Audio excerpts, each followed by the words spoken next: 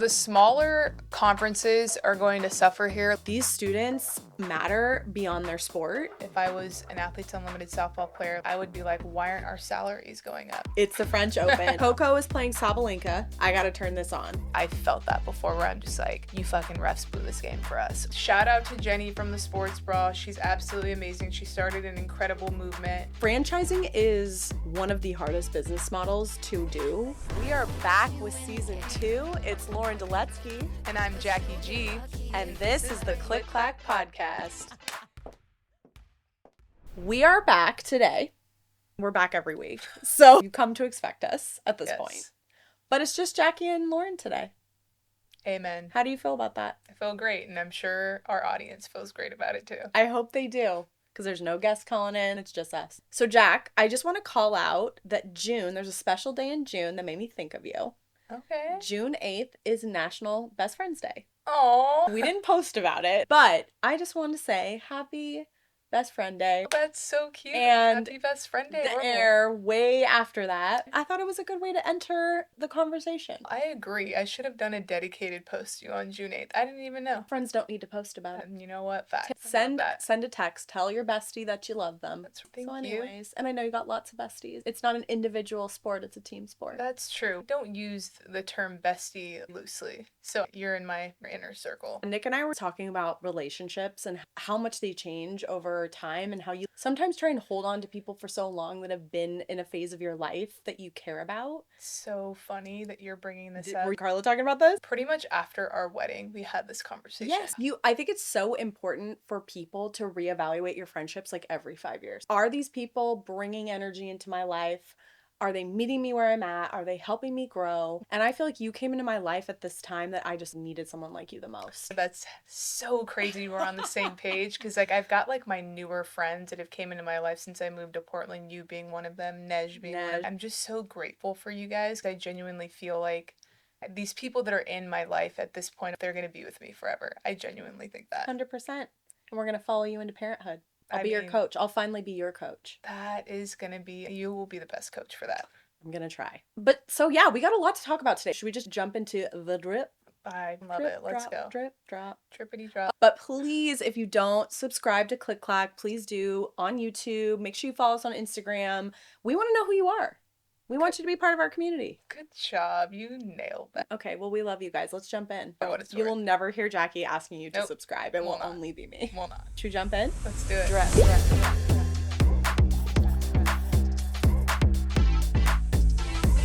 Okay, people. So there's a lot to talk about today. Let's get into the drip topics. Drip, drip, drip.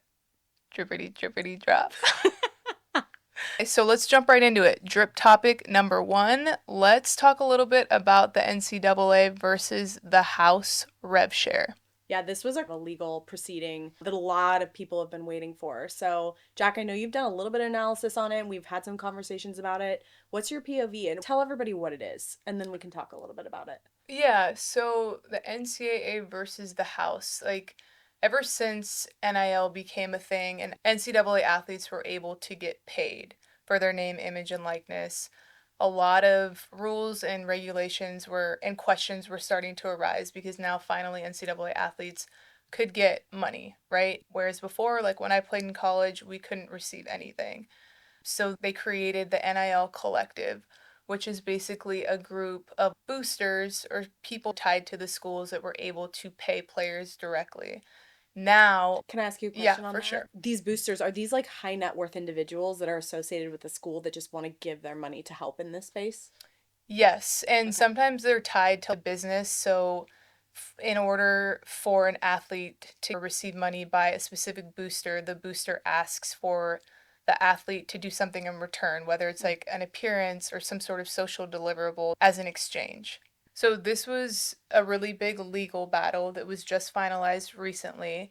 What it means is each school can pay up to $20.5 million to all the sports teams. Football and basketball are probably going to get a majority of that money. Most of it will probably go to football, and then the rest will probably go to basketball. So let's say a women's basketball team is going to get like $1 million from that like pot of money. that the women's basketball program can disperse that $1 million however they want. If there's a star player that's coming in, that person can get 700K, and then the rest of the 3 or 4 grand will then be divided up, throughout the other players. Basically, it's like a team salary cap now. So it's almost like they're employees, right? They get a stipend or money to play through the NCAA, and then they can earn money through the collective and then also through brand deals. So there's like essentially 3 revenue streams here. So we know that football is still the most profitable sport in the world, and that trickles down to NCAA massively. And I think a lot of the schools make decisions based on, is our football team good? Are we selling merch around it? Are we filling the stands? And I think one of the things that comes to mind for me is the equity piece. Because right now, there's still these sports that are leading the charge as far as revenue. And then there's emerging sports, right? Like softball, flag football. And it's like, how are these schools going to balance the equity? Mm-hmm. As well as the revenue opportunities, because equity is so important in this discussion, because we have to be investing in our emerging sports, or how are we going to build talent pools around those sports? Agreed, girl. That's a great question. From what I was reading, Jack, over $2.8 billion is going to be retroactively paid back to athletes playing all the way back to 2016. Mm-hmm. And that's a really big deal. Think about where some of these people are in their lives now. Yeah, the first thing I thought of when I saw that was, holy fuck. I graduated in 2012. That's some bullshit. It hit home for me, but I'm happy that there's going to be back pay all the way until 2016. It's incredible. I don't know what that's going to look like for each individual player. That's a lot of money, though. This is such a complex topic, and I do want to tell our listeners that both of us are not experts in this topic. Not at all. Jackie definitely lives in this world more than I do, but I think it's important for everybody to know, especially for parents. One day, our hope is to send our kids to college. Maybe they go to college for sports, maybe they don't, but this is going to change the entire fabric of the biggest conferences and the biggest schools. So can you talk a little bit about that, Jack? So the power conferences are the SEC, the Pac-12, the Big Ten, the Big 12, and the ACC. So it's all the major big teams, under these umbrellas. So what that means is it's a different, reality for the smaller Division 1 schools. And I know you and I have talked about that a little bit. What's your POV on that? Yeah, I think for me generally, I do think it is a fairly small pool of kids that even get to those level of schools, Mm-hmm. right? And then on top of that, actually go to play pro. Right. I think now that we know organizations like the W are growing, there will be more spots, but it's still small, in comparison. 156 roster spots right now, but it's going to grow next year with the 2 new franchises. I think my biggest concern is access to sport. Mm-hmm. And there's so many girls and women that are so talented in sports, but don't make it to that D1 school or that big conference, but could play in a smaller conference. And my biggest fear is all of the energy and money goes into one sector of sports, and we lose this energy of the mid to lower tier schools and the sports there. So I think about it more from that lens. It's a very complex topic though, because we know these schools are making millions from these players. Yeah. Look at Paige Buckers as an example. The Dallas Wings are tying their entire marketing campaign to her. Mm-hmm. And the stands are filled. Everybody has signs and she's a rookie. That's awesome. But that is in large part because she's such a big star at UConn. So the smaller conferences are going to suffer here because they are not in positions to pay the $20.5 million, which makes a lot of sense. These bigger conferences that have more money, they're able to pay that annually to the athletes and players. I don't know if that means these teams are going to fold and fizzle out and they're not going to even have a program because everyone's going to want to go to these Power 5 schools to be, getting this rev share money. And yeah, there are competitive lower tier schools that have great players that probably could go play in that Power 5 conference, but they have some sort of ties to these other smaller conferences, which they're not going to get those players anymore. So I think there's just going to be a lot of changes and a lot of things that we're going to have to figure out along the way. I think the other layer that fascinates me is there will inevitably be a disparity between the star players and the rest of the team. For sure. And there's already, I'm sure, a lot of strange dynamics that go on psychologically on the court. Playing time, the right positions, being praised by your coach, all those things that make you feel good, I would imagine. I was not an elite athlete. I played sports, but not like you. You're definitely more qualified to talk about this. This is more just me thinking more macro. but then you add money into it. What do you think about that? Myself in the position in college, right? And if I was going into a situation where there was a rev share and, I'm coming into a situation with other great players and I hear that another player is making more money than me from the rev share. And I think that I'm better than that player, or whatever the case is, or I think I deserve more, or whatever the situation is, it is a very uncomfortable situation to be in. You lose the attention on what matters the most, and that is playing your sport, being great, putting in the work, putting in the time, and you're over here worried about what you're making from the rev share. But I do think that because there is the NIL collective and other NIL brand deals that the teams and the programs can help facilitate to subsidize some money, like that's going to be good too. And that's probably something that a lot of these schools are going to have to leverage because there's going to be a big star that's going to come in and that program's going to offer them probably half the money in the pot. Yeah. The next player, the second best player on the team that's also great and also deserves that, where you're going to tell them, I'll make sure that, we bring you brand deals, NAL, or you get X amount of money from a booster from the collective. Another random question just popped into my head are there business development and strategic partnerships experts that are on these teams that can help because like if you just have a coach who's like, I'm not saying the coach makes that decision, but there's gonna need to be people. And you mentioned Deloitte is gonna be the governing body, right? Over the collective. A great call out and a great point because this is also going to provide different roles in these programs. They're gonna need people that can specialize in the collective and NIL brand deals and things like that. Like they're going to need to hire people in these positions to facilitate all of this. And I don't know what that looks like from experiencing what I've experienced so far. There are people in these roles that end up having to do a million other things and they're trying to figure it out and don't understand what their actual job description is because they're doing everything and trying to fulfill these roles with all these new NIL things that are going on. So to your point, they have a lot of work to do. Spider web, people. That's all I gotta say. It's a goddamn spider web. I think there's pros and cons on both sides. For sure. I will end by saying I have a lot of friends who weren't athletes but went to big sports schools. Mm-hmm. And there's already a big enough disparity between the everyday population of students and athletes. And I think this is going to make that even more complex. And I just think it's something as parents, we really have to think about the right environments for our kids in the future and where they go. There's so much energy and excitement around sport. We know it brings people together. It's such a powerful community accelerator. But when you add money into the mix, things can get real nasty. It's just something we all need to pay attention to and watch. It's going to change the fabric of our schools that are already capitalistic machines. So something to think about. As someone who didn't play NCAA sports in college, do you feel like athletes deserve to be paid based on the fact that they go to school, they do everything academically that a non-athlete would do, but then they're also having to perform in their sport as well? Do you think that is considered a job? This is a tough and loaded question. Let me answer it simply. I do think they deserve to get paid. Mm-hmm. I also think, though, that there has to be oversight on how much, because these kids are young. Agree.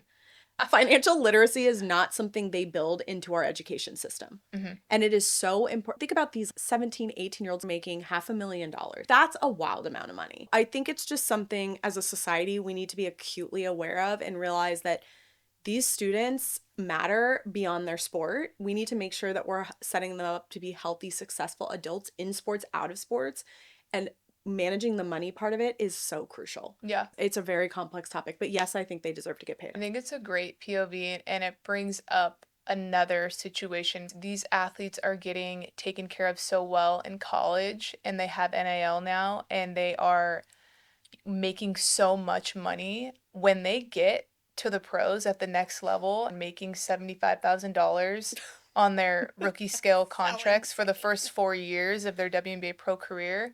Imagine how they value money in college, and then when they get to the pros, they're like, what is this? Such a good point. I've experienced it firsthand. I've seen the athletes that have gotten NIL and they transition to the pros. It's like you deal with a lot as an athlete, a lot of mental things, a lot of emotional things. It's obviously physical, but the biggest battle is mentally and emotionally, right? And you are okay with it in college because you get paid much money. And then you get to the WNBA, everything changes and you're like, what am I playing for? Pennies. At least I was getting paid in college and dealing with this bullshit. So like there's like Oof.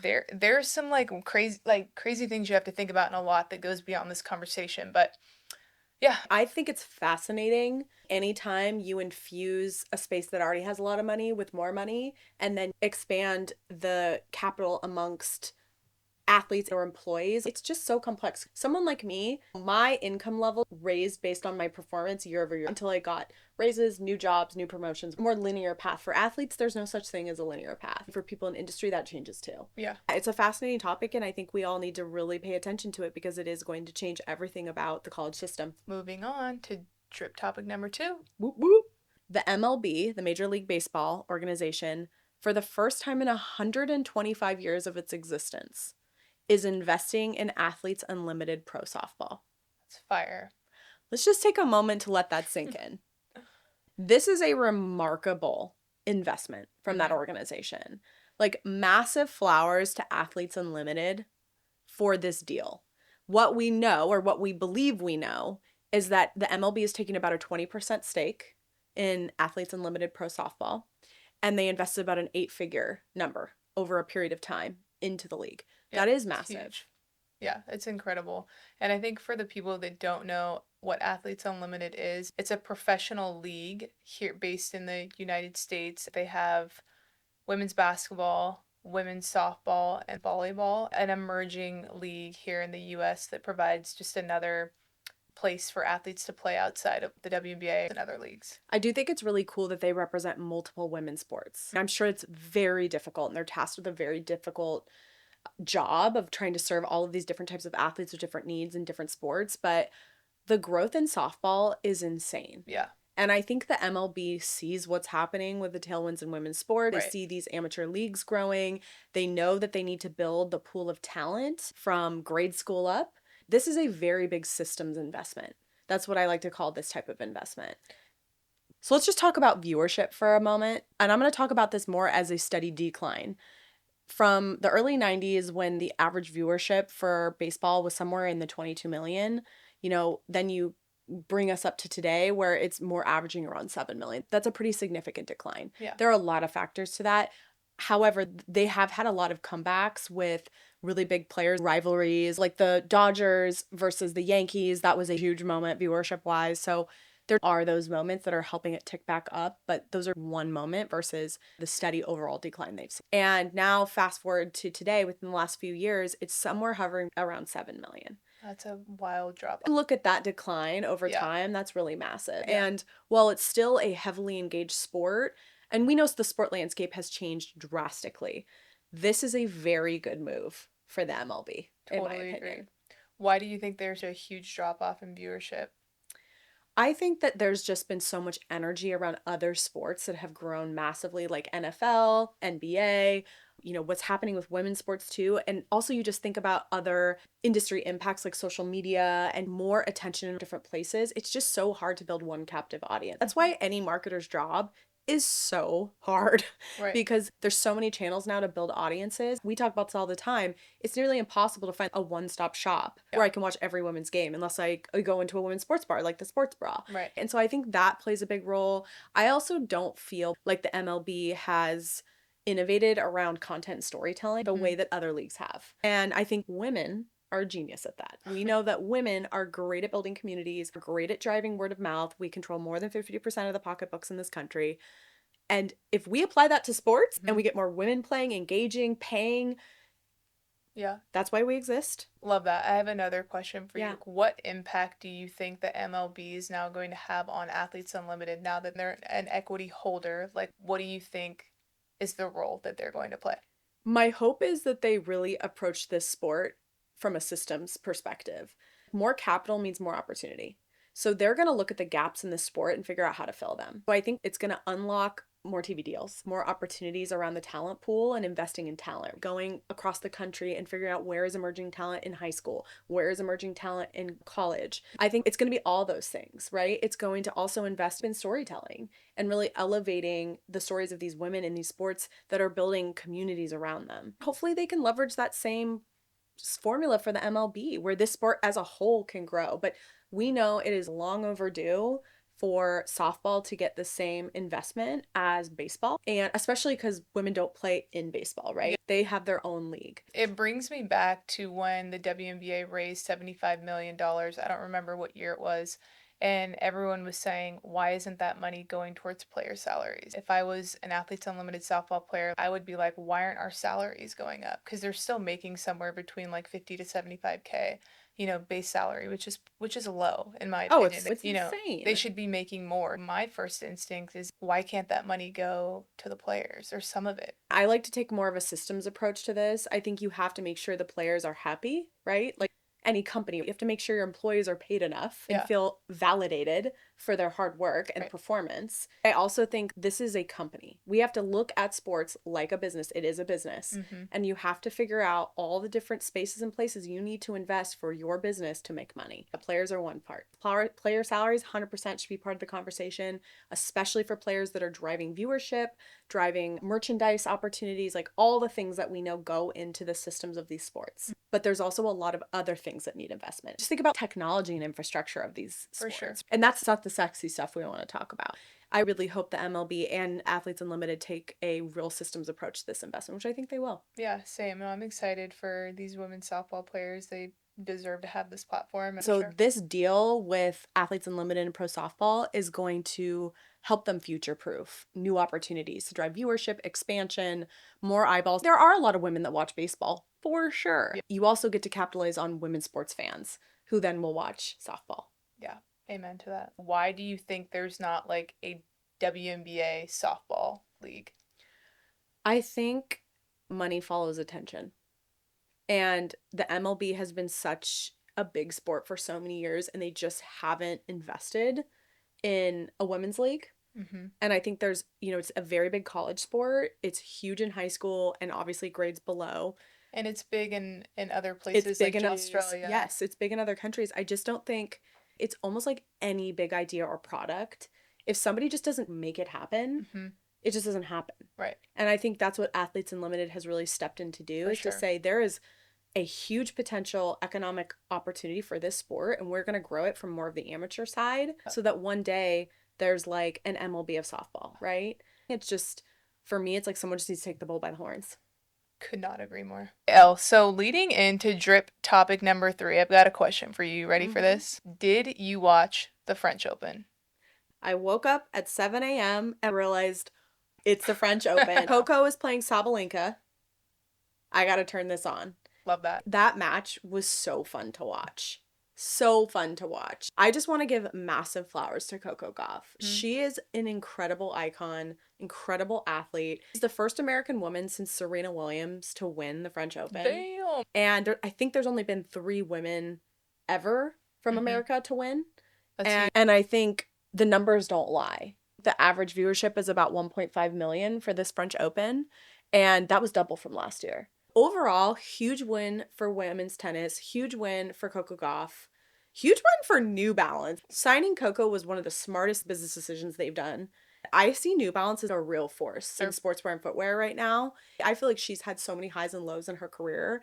Posted this hilarious video of what the actual trophy looks like that you get to take home. So the one they give you from Roland Garros on the court is all amazing and big and bells and whistles, and then the one they give you to take home is like this little dinky ass trophy. Hella funny. And everyone's like, what the fuck? I just love that realness though. Like, it's so refreshing. Yeah. Because the sport itself is so buttoned up and, just feels a little stuffy sometimes. Yeah. I mean, the fashion in the stands, can't even talk about that. You have opinions on that. So many opinions. I actually think tennis fashion rivals WNBA fashion. Okay. From the stands. Yep. People are just popping off. I can't. Emily in Paris was at the French Open. Obsessed. And literally there is a scene of her in the last season at the French Open, and I'm like, I'm done. Okay, so first you started talking about the actual game and the performance, and then we shifted to New Balance, and then we shifted to fashion in the stands. So I'm gonna bring it back to the actual game and the performance. I didn't see the game. I watched clips and like saw on my social media everything that was blowing up. Super pumped for Coco Gauff. I thought that was such an amazing thing for her. Very, very happy for her. One thing that did stick out to me that I read later was Sabalenka basically blaming her loss and performance on the windy conditions. And then later, after the game, going back and giving Coco her flowers and taking her remarks back. It brought me back to when I was playing and how competitive you get. And if there's a game that's called really poorly and the refs suck and they don't call shit and nothing is going your way, you just like automatically want to blame it on something. I was putting myself back in that situation. I was like, damn, I feel her. I felt that before where I'm just like, you fucking refs blew this game for us. Or so and so blew this game. The coach, like whatever the situation was. And I had just recently seen something this morning how Kelsey Plum, after her game, was complaining about the refs and saying, how is it possible that I only go to the line 6 times and I drive more than any guard in the WNBA? I think it's so natural for athletes to have those reactions, but I just wanted to give Sabalenka her flowers for coming back after that emotional breakdown, not even breakdown, but emotional outburst, and going back on what she said, putting herself in Coco's position, congratulating her, like, hey, you beat me fair and square. Shout out to her for that. I know how that feels, and that probably took a lot from her to apologize and take it back. That's something that I took away from the game. That brings us to our last topic. We know Jenny Wynn, who founded the very first women's sports bar in the world. We had Jenny on season 1. Hey, Jenny, we love you. Has created a movement for the world to respond to the fact that there are not enough places and spaces that are inclusive for women's sports.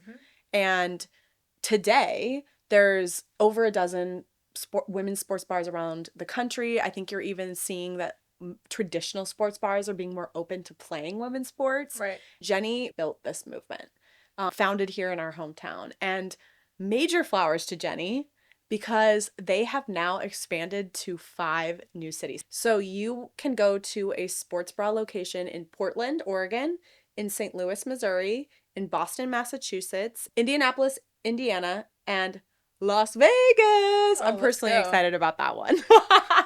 Shout out to Jenny from the Sports Brawl. She's absolutely amazing. She started an incredible movement.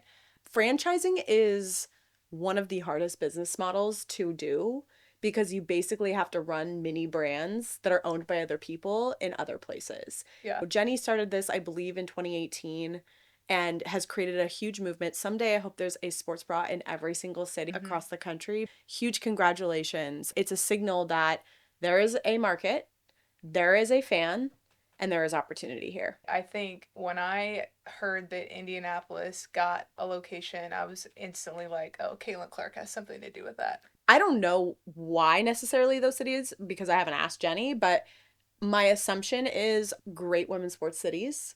I know inclusion is really important to Jenny as well, and she talked about that on our show. Building a space that feels really inclusive to people around women's sports and people celebrating women's success in sports. And those feel like really big cities. Yeah. And I think you mentioned this, but Indianapolis, Caitlin Clark could be a connection there. Obviously, like, I think Vegas, and I think that's such a novel city for so many foreigners, like people for coming. Sure. So like to have the first ever women's sports bar in Vegas is so smart. Yeah. I like the merchandise alone is a very exciting opportunity for them. So we will be heading there. Yes. Our itinerary. Shout out to the Sports Brawl. Y'all did that. This was really good today. I really loved getting into these topics with you. I think we covered some complex topics. We gave flowers where we wanted to. And the more we go into this show and the more we're researching, it's just like every day there's a drip. There's something new. Yeah. And I think we hope to be the destination that so many people come, whether you're super into women's sports or you're just starting to learn, you know? Yeah, and I think every culture episode's different for us. Like today, I think we had a great mixture. Sometimes we're going to talk about a lot of serious topics. Some are just going to be very lighthearted and fun and just, you know, things like that. I appreciated our topics today. I feel like there's going to be a part 2 on the NCAA versus the House for sure. rev share conversation. We should bring in a guest on that one. Oh, I 100% agree. I think that's a great idea. I think Yeah. there's so much more for our listeners to learn from an actual expert. We need to do like an infographic that's like, here's the 5 things you need to know, because it's just so complex. Yeah, I totally agree. Should we end with our favorite? I think we should. All right, where are we starting today? Air balls or slam dunks? You know, I like to start with an air ball. Okay, let's go with the negative first. My airball of the week is unfortunately my insomnia, my sleeping issues that I've been dealing with pretty much ever since I got back from Hawaii. I've been complaining to you about it. It's been a thing. I've actually been dealing with insomnia since I was in college, and I think a lot of it started when I started getting injured. It was really hard for me to turn off my brain. I started to take different medications. So I've been kind of battling with what's going to work and what doesn't work for me. When I played, it was extremely hard because I had to perform off of no sleep. But post career, I felt like an ease because I'm like, okay, well, at least if I don't sleep, I don't have to perform. I don't have to play a basketball game. So I think my sleep naturally got a little bit better because I had that weight lifted off of me. But lately, I've been in this slump and I don't know what it is. I've still been on like different medications that like help you sleep and they've been great, but I feel like they've stopped working for me. So I just stopped everything cold turkey, which is like not the way to do it. But I don't want to depend on medication anymore to sleep. So I'm trying a different approach, which kind of leads me into my slam dunk. And I've been talking to my sister a lot. She is a doctor, she's a primary physician. She recommended that I get referred to a cognitive sleep therapist. So I'm going to see one actually tomorrow, which I'm super excited about. I've already been doing a little bit of the legwork, which is just like meditation and doing things that I wouldn't normally do, you know, because I've always relied on like medication. Have you heard of 8 Sleep? They have this like really cool mattress cover that is like you can detect the temperature from your phone. It's really high We tech. need that. Yeah, it's gonna be amazing. Shout out to them. I'm really looking into that. But also just like excited to be on this sleep and doing it in a natural way versus like, you know, having to rely on medication because that's also just like another anxiety factor for me is like, oh, when I travel, let me make sure I pack my medicine. And if I don't have enough, you know, so much anxiousness around it. All that to say, I'm turning a new leaf. I'm super excited about it. I'm not there yet, so I'm still dealing with the problem, but I'm excited for what is to come because I know it's going to be a lot better for me. Well, good for you. Flowers to you for investing in your health and finding other solutions, because Thank you. I think that something like sleep can completely change your whole life. And I know you well enough to know now when you have a good sleep day and when you have a bad sleep day. And the way you've been able to navigate around it, I think it's really inspirational, and I hope it inspires our listeners too, that if you suffer from sleep apnea or insomnia, focus on finding solutions for your sleep, For sure. because they're out there. I mean, my dad had to sleep with like one of those big sleep apnea Same with machines mine. for a while. Yeah. And it's like, if you don't sleep, you don't exist. No, you really don't. You just don't perform at your peak. You That's know, right. you're not sharp. Like there, it's so freaking important. And like there's such Yeah. a vast difference in the way I perform and show up as a friend, as a business partner, in my, you know, role at work, like whatever it is, as a wife, like all the things. Like I have been falling short in a lot of different categories lately, and I, you know, it's not an excuse, but like to an extent it Yeah. is. No, sleep is like the devil and the angel on your shoulder, For right? sure. Like you gotta, when it's bad, you gotta figure it out. When it's good, you're like, this is I good. envy the people that could be in a crowd full of people and they could just like sit down and take a 10-minute nap. I'm like, give me that power. I will do anything for that. Yeah, I think I'm not sleeping great right now. I feel like I can operate on less sleep though. Maybe it's just because my entrepreneurial brain is too much right now, but I do think a crash point is coming. So For you sure. got to teach us everything from tomorrow's session. Well, I'll report back on Yeah. the next step for Yeah. sure. Go girl.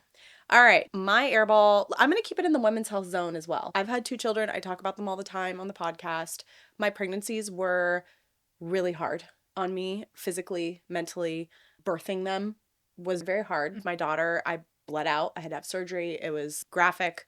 I'm okay, but you know, I think about like women in the 1900s. I'm like, I wouldn't have survived. And thank God for modern medicine. I'm done having children. Done, done, done. I feel very blessed that I've been able to have my babies. We're all healthy. I know the journey to motherhood can be such a whirlwind for so many women. So I want to acknowledge that. Recently, I've been struggling. My period has never been normal. I've talked about my eating disorder publicly. I work out really hard. I probably don't eat the best. I try, but I'm just not always balancing all my needs, my physiological needs. And so I never quite know when it's going to come. Lately, I've been feeling pregnancy symptoms. Ooh. And I'm like tripping and just freaking the fuck out. I've taken like 100 tests, and my husband's like, do we just need to go buy every test? Like, you know, first response at Safeway because your anxiety is beyond right now. But it's like I took a bunch of tests and I knew I was pregnant. They kept saying no. I was like, I'm fucking pregnant. I know. So pregnancy tests can be wrong? I just don't know if my body was responding at that point, but I know. Yeah. And so having a baby is a absolute blessing. It is. If you want to be a mother or a parent, it is a blessing. The journey for everybody. For me, I'm done with that journey. I'm birthing a new baby now, which is my business and helping my kids have as much of me as they possibly can. I am not ready for another child. So let's hope I'm not pregnant. It's a personal topic, and I'm sure it's going to piss some people off, but as women, we need to be able to talk how we feel personally about pregnancy, and we shouldn't be judged for it. No, and I respect your stance on that and what you want. I will say selfishly, you want me to be pregnant? If you were pregnant, like our kids would be very similar. Should I just go home to Nick and say, let's have another baby? Can you wait until like September, October, November? Because that's our timeline. That'd be pretty magical. I mean, raising children in this country is scary right now. So that's my airball. Moving into my slam dunk, this one is a lot lighter than me potentially being pregnant. Let's hear it. My outdoor plants are thriving right now. And if you are a plant parent and you're someone who likes to garden, I don't think one would look at me and be like, that girl gardens a lot. Do I look like a gardener? You don't look like a gardener, but you look like someone who would like aesthetically have a nice yard. So I put a lot of work in my yard. My husband puts a lot of work in my yard. Amazing. Thank you. And your front and your back. I have been watering like it's nobody's business and clipping and weeding and doing all the gardener things. And I feel like goddamn Martha Stewart. Honestly, I love that for you. My mom is also really, like, she works on her yard every day. She has this little section in the backyard, this little garden section. I have to show you a picture. Oh, you added to the list one more thing I love about Drez. I know. She comes with she's the full package. She is. But wait, going back to you, I can see you as a gardener. I actually can. Okay. Yeah, because... You want these claws? Yes. I can see you as, like, this hot mom that gardens.